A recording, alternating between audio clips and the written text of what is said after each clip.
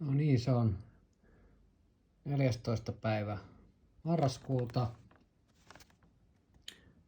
Kävin juuri hakemassa puilosta perälipumpun,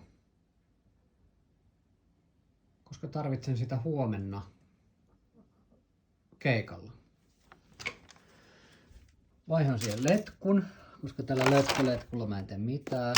Siinä on nyt uusi letku ja kierreadapteri päässä.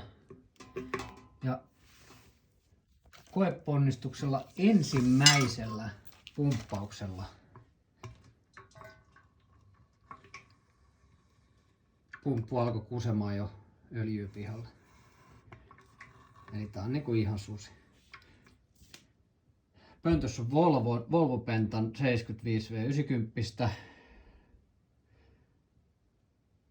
Noin 180 € 5 litran törppö. Niin se on niinku ihan kiva, että sitä tulee puoli desiä joka pumppaukselle ulos. Sitten toinen samanlainen, ostettu vähän aikaisemmin, sama juttu. Siellä pysyy vähän paremmin sisällä, vähän paksumpi Quicksilverin High Performance. Mutta sama ongelma, eli joka pumppauksella tulee tavaraa pihalle tuolta männenjuuresta vai mikä helvetti onkaan.